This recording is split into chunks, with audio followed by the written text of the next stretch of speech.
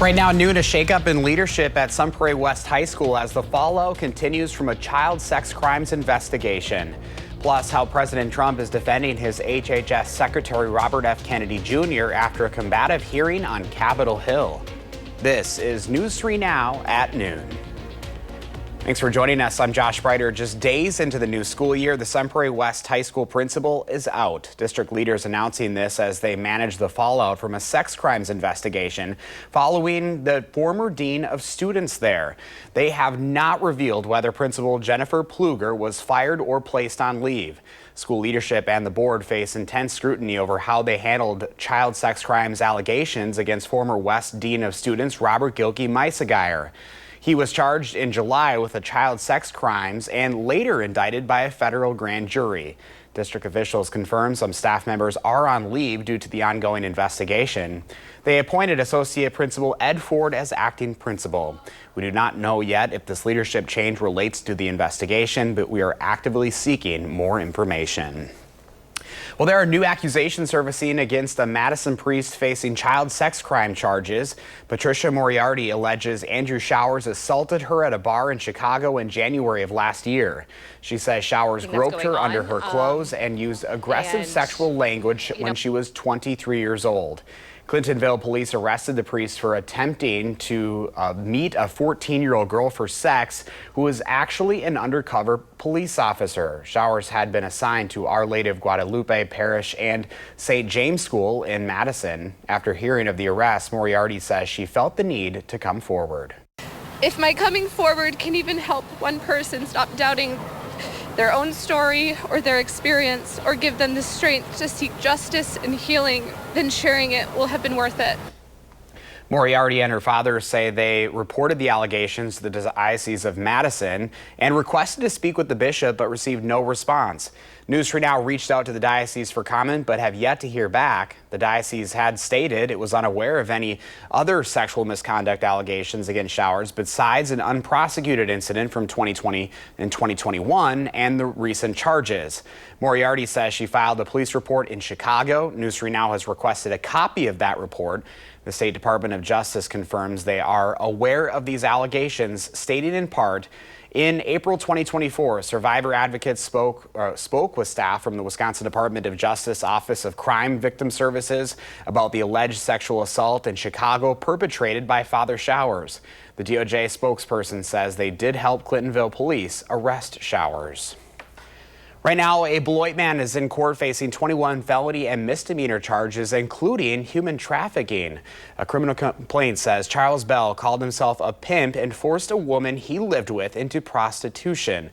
The complaint alleges that he also sold drugs to men who had sexual acts with her and assaulted her and others. The woman says Bell threatened her daily with a gun. Police began investigating Bell in January after responding to a call about a gunshot wound and a hostage situation. President Trump is praising his Health and Human Services Secretary after a contentious Senate hearing. It comes as a growing number of Democrats and multiple medical groups have called for Robert F. Kennedy Jr.'s resignation. Natalie Brand has that story from Washington. He's got a different take, and we want to listen to all of those takes. President Trump acknowledged he didn't watch Thursday's combative hearing, but defended his Health and Human Services Secretary Robert F. Kennedy Jr. If you look at what's going on in the world with health, and look at this country also with regard to health, I like the fact that he's different. During the 3-hour Senate hearing, Secretary Kennedy clashed with lawmakers from both sides of the aisle. You're just making things up. You're making things up to scare people, and it's a lie. With respect, I do not think I'm the one making things up. Two Republicans on the committee, who are also doctors, detailed their concerns about changes to vaccine policy. I would say effectively we're denying people vaccine. Senator Cantwell. You're wrong. There are real concerns that safe, proven vaccines like measles, like hepatitis B and others could be in jeopardy. A number of lawmakers on the committee left dissatisfied with Secretary Kennedy's answers. He keeps trying to conflate the issue of saying, let's not do vaccines because we have a chronic health issue. Well, let's go deal with chronic health and let's go deal with this as well. But why throw out 100 years, a century of history that shows that vaccines have been effective? The White House and Secretary Kennedy have also defended the decision to fire CDC Director Susan Monteras, and Kennedy denied her account of why she was ousted. Did you, in fact, do what Director Monteras said you did, which is tell her to just go along with vaccine recommendations, even if she didn't think such recommendations aligned with scientific evidence? That is no, I did not. Attorneys for Monteras said she stands by what she said and would repeat it all under oath. Natalie Brandt, CBS News, the White House. Some Democrats say they want Monteras to come to Capitol Hill to testify. Let's get a first check of the forecast now with First 4 meteorologist Blaze Keller out on the patio, and hopefully you're not blowing away out there today, Blaze. No, I think we're sheltered here. We got some walls around us, but it is definitely a breezy day out across central and southern Wisconsin. Partly sunny conditions. You're going to see some sunshine like right now, and then it's going to be a little bit on the shadier side as these clouds continue to move on through. Take a look at those wind gusts across central and southern Wisconsin. 20, 25 miles per hour across a majority of our coverage area. That's going to continue through the rest of the afternoon as winds are moving down this cooler air out of the northwest in time for this evening. So it is going to be a bit of a chillier night to end the work week. Take a look at those temperatures too. Many of us in the mid to upper 50s. We might not even get into the low 60s across much of our northern coverage area. We're at 59 in Sauk City and Deerfield, 58, Madison, Middleton, and back west into Cross Plains. Looking ahead at the weekend, we got a lot going on. The Badger game on Saturday, and then if you're heading up to Lambeau Field or staying here, because you can catch the Green Bay game right on Channel 3. Either way, both days are going to be very pleasant. Partly to mostly sunny on Saturday, mostly sunny on Sunday, low to mid 60s. Winds will be dying down, which may be some good news for folks out there. We are looking at a warm up, or at least warmer temperatures as we go into next week. How long the warmer air sticks around for in the full forecast. All right, Blaze, we'll see you in a few minutes. Thank you. Looking ahead, Sunday is the final brush pickup day in Madison. All brush set out for the pickup must be between 18 inches and 8 feet long, must be no longer or thicker than 8 inches in diameter, and must be placed at least 4 feet away from trees, signs, utility poles, or fire hydrants. The pickup is designated for only brush, so no waste, lumber, or other debris can be mixed into the piles. The city says the reason curbside brush collection ends so early is because it allows city workers to prioritize their curbside yard waste collection. Curdfest is returning for its 12th year at Bree-Stevens Field tomorrow. This is the original and cheesiest annual celebration of Wisconsin's most famous snack. Curdfest is free for all from 3 to 6 and features some of the curds we've all grown to love. There are also some early entry tickets available at a cost, but you get in at 1:30 instead with a VIP treatment. Ironman Wisconsin returns to Madison this weekend, and some closures for the race are already in place. Martin Luther King Jr. Boulevard is closed to traffic until Monday afternoon at 2. The race runs tomorrow and Sunday, starting each day at 7 in the morning. The half Ironman will finish by 4:30 Saturday afternoon. The full Ironman will finish by midnight on Monday. This is a look at the bike portion of the race. It goes outside of Madison, but will still impact traffic. You can look for those impacts on the right lane of John Nolan by Olin Park to Monona Terrace, also on Olin, Turville Court, and East Lakeside Streets, and the Rimrock Road ramps from the Beltline. Tomorrow's run will have minimal traffic impacts starting at the Alliant Energy Center, moving along Lake Monona. Sunday's run will take place throughout the Capitol Square, Southwest Path, Camp Randall, and the UW campus. Coming up next on News 3 Now at noon, why some frozen bags of vegetables are being recalled. Plus, what Spirit Airlines is now doing after filing for bankruptcy for the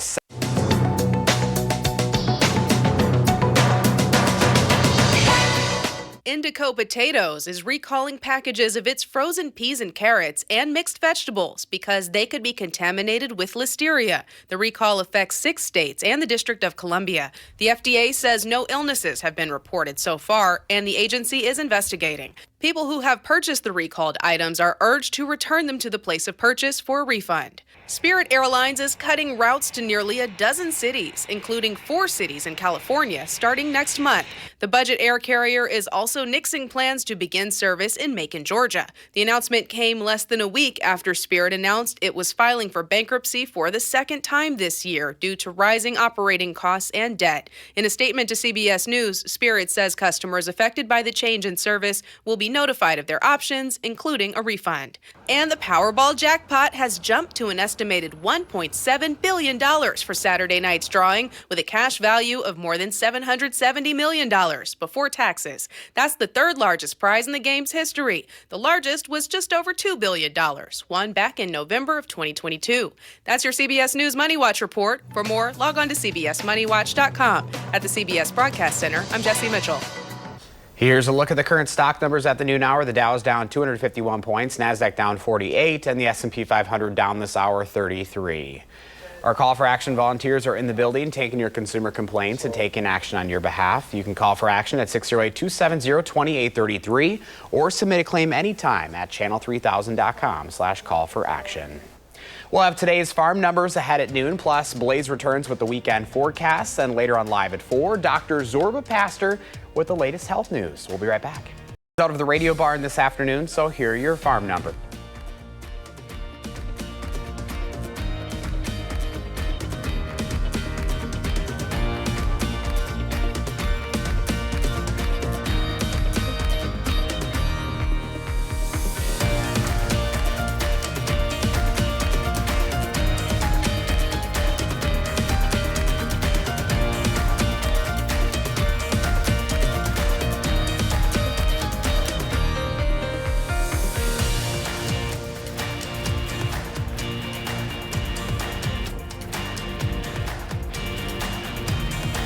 News 3 Now's 40th annual Coats for Kids Winter Coat Collection kicks off on Monday with a Pack the Truck event. The Boys and Girls Clubs of Dane County will be outside of the Clinky Cleaners on Monona Drive from 6 in the morning to 6:30 that night. We'll be collecting donated coats and other winter accessories. This year there is a special need for infant, toddler, and larger teen sizes. Adult sizes are always welcome as well. After Monday, you can make donations at any Madison area Clinky Cleaners or the lobby here at News 3 Now. That goes until October 4th. Now to your certified most accurate forecast. Here's First Warn meteorologist Blaze Keller. Hi, Blaze. Hello. It is Friday. We are going into the weekend, the first weekend of September on the breezy side. Very fall-like today and tonight. Perfect Friday night football weather. You're going to need the blanket, maybe a light jacket, light to medium jacket, because we will get into those 50s and we are still going to stay breezy at times. And then the weekend continues to stay fall-like, low to mid 60s, both Saturday and Sunday, as a high pressure system moves on in.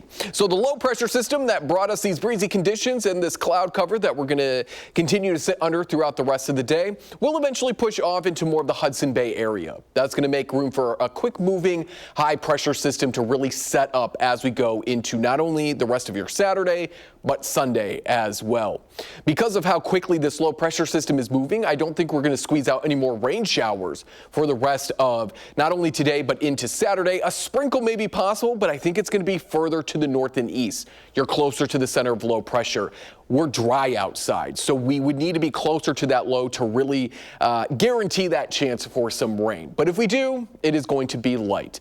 And then as we head Sunday onwards, that high pressure system scoots off to the southeast. That means southerly winds take on over. That blocking high pressure system that was off to our west, parked along the west coast, is starting to break down, or at the very least be pushed further south and east, more into the Pacific.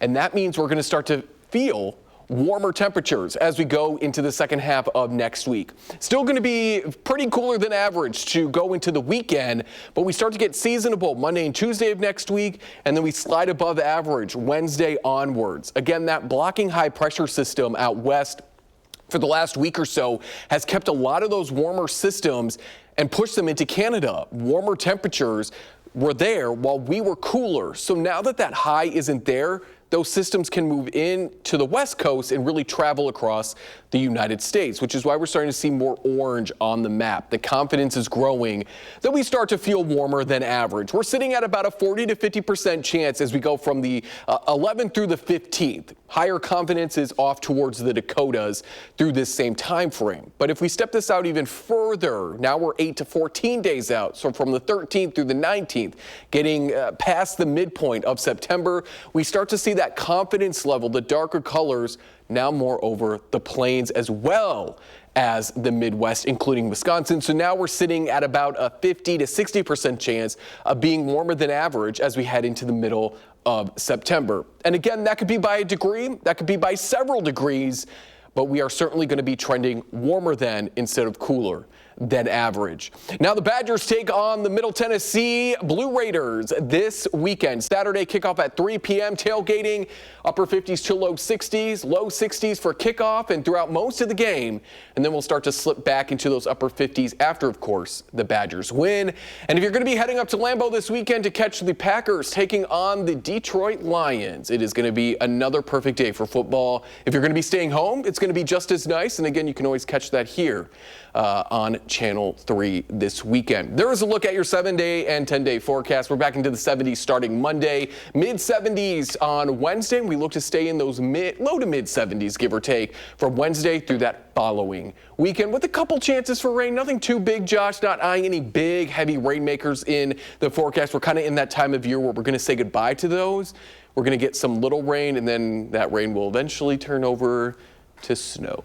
You didn't have to say that. I know I didn't have to, but Come on, Blaze. I got to remind folks, it's right around the corner. I'm excited to not have to mow my lawn as much, Yeah. so I'll give you that. I'm excited for the bugs to sadly pass away. Die. Yeah. Yes, those mosquitoes especially. Yes, the mosquitoes. Yes. All right, Blaze, thank you. Well, as Blaze mentioned, football season is officially upon us, and Green Bay Packers fans are eager to get their hands on some fresh green and gold merch. Right now, the most sought-after items in the Packers Pro Shop are jerseys for a pair of the team's new players, Micah Parsons and Matthew Golden.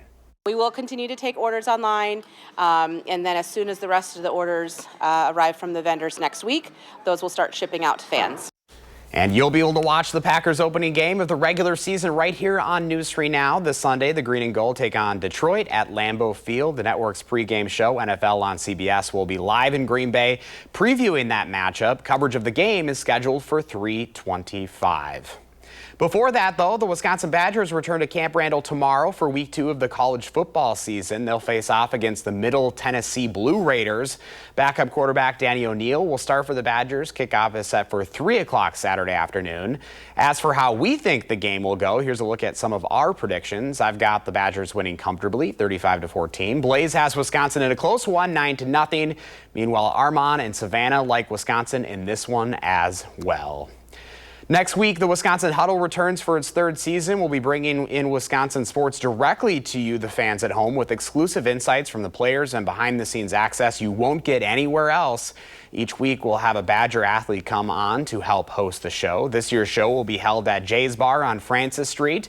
Filming starts next Monday night at 7. Wide receiver Tretch Kekahuna will be the guest player. The first episode is scheduled to air September 12th at 6:30.